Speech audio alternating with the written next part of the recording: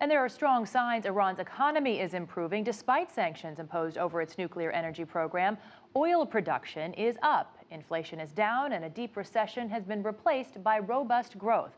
I'm joined now by CCTV's Nathan King, who actually got a chance to sit down with Iran's Minister of Economic Affairs and Finance to discuss Iran's economy. Must have been a very interesting time, Nathan. It was fantastic. It's so rare that we get these opportunities. You know, it's not often that the Iranian economics minister, Ali Tariab is in the US. And while he was in Washington recently for a meeting of the International Monetary Fund, we talked to him exclusively. Now, Iran's economy, which last year generated $370 billion in GDP, is coming out of the recession. The Western consensus is that this growth is all coming from a partial relief on sanctions, but around $4 billion isn't much to make an impact. So what is actually funneling the turnaround? Now, Mr.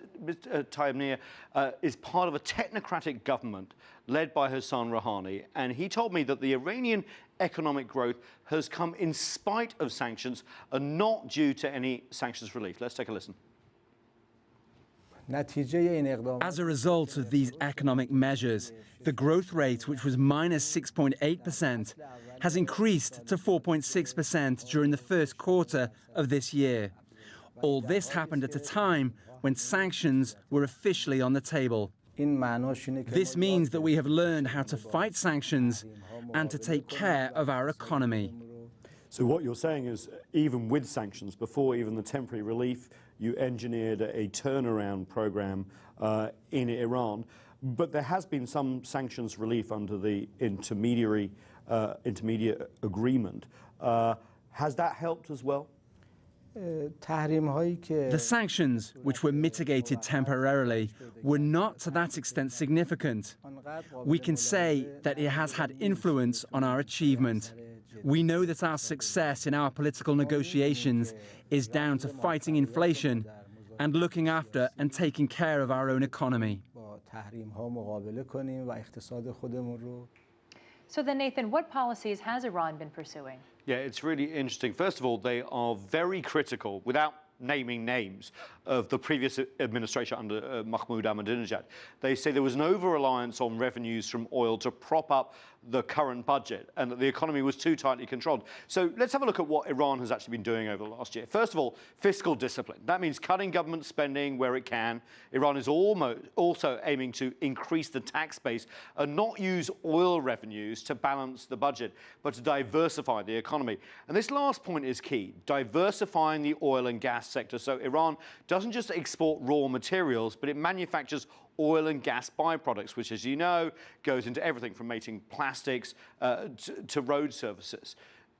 I got to say, that really seems like smart policy and something that other countries could potentially learn from. I mean, not only the diversification, but also cutting government spending. When have we heard a government successfully do that? But it also begs the question, I think, Nathan, about the level of sanctions and their impact. Are they being as biting as we hear from many news reports around the world? They are biting. You know, Minister Tayeb said that the sanctions are still really biting, that they were responsible, he said, for at least 10% negative on GDP numbers, and even more when it comes to wages and savings of the average Iranian. He said these reforms that they're putting in place now are in spite of sanctions and are helping Iran's economy shape up for when sanctions are lifted. So that was my next question. With the prospect of sanctions actually being lifted potentially in November, are there lines of investors waiting to do business in Iran?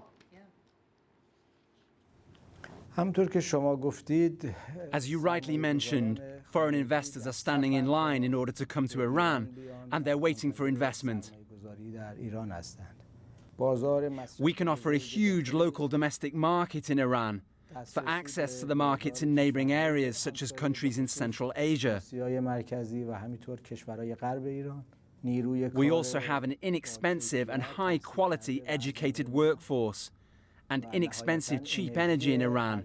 This is unique. Who are likely to be the biggest investors? Is it going to be China? Is it going to be the European Union? And given the hostility that the Islamic Republic and the United States have had for generations now, is the US in danger of losing out on this big market?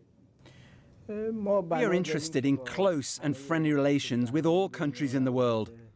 And we are interested in using all opportunities available to promote our economy globally. I believe that China has a special position in this regard. China has always been an old and close friend of Iran. These relations go back thousands of years. During the sanctions, our relationship with China has been very constructive and positive. And what about the United States? I believe that if negotiations reach a conclusion, we are ready to use all the opportunities available. In my previous visits to the United States, I saw that a lot of American investors are eager to be in Iran, and they are impatiently waiting to access the Iranian market. You would welcome them as you would welcome any investment? Yes. Exactly. I like the way he just said yes there. The only English word the minister used in the interview is about American investors being welcome in Iran. One other thing I'd like to mention, Jess, is that talking to the minister, it felt like talking to an economic official from a Western government or a Chinese finance official. This Iranian government talks the language of global finance and economics far more easily than its predecessor. And just one thing, at one point he was describing an overhaul of Iranian health insurance that limits the cost to urban families to 10% of the total hospital bill. And all I could think of was this sounds very like Obamacare, or in this case, Rouhani care. Does sound very familiar. Another thing that struck me was just almost, did you feel like you got a bit of a sales pitch for the Iranian economy? Did you feel ready to invest after doing that interview? Absolutely. Did you hear his answer in the middle? You know, we have an educated workforce, that we're open for business, low energy prices. He called Iran unique in the region. It really did feel like a sort of hedge fund roadshow almost, rather than the Iranian language that we've been used to. You know, there's a lot more to this interview, and we are going to put it online at cctvamerica.com. And I do encourage people to listen to it, because it's not often that you get the Iranian view of where their economy is going. And it's fascinating. You know, the big question is, if the sanctions aren't lifted at November 24th, if they do kick the can down the road and the negotiations go along, what will happen? Because there's so many business people lining up to get into Iran. A lot of smart money is on the sanctions regime, which is, of course, 5 disparate countries, including China, Russia, America, and the European countries, may actually start to crumble. And that's going to be very interesting to see who leaps into Iran first. Well, Nathan King with a rare glimpse at the Iranian economy firsthand. Thanks so much for that report. We appreciate it.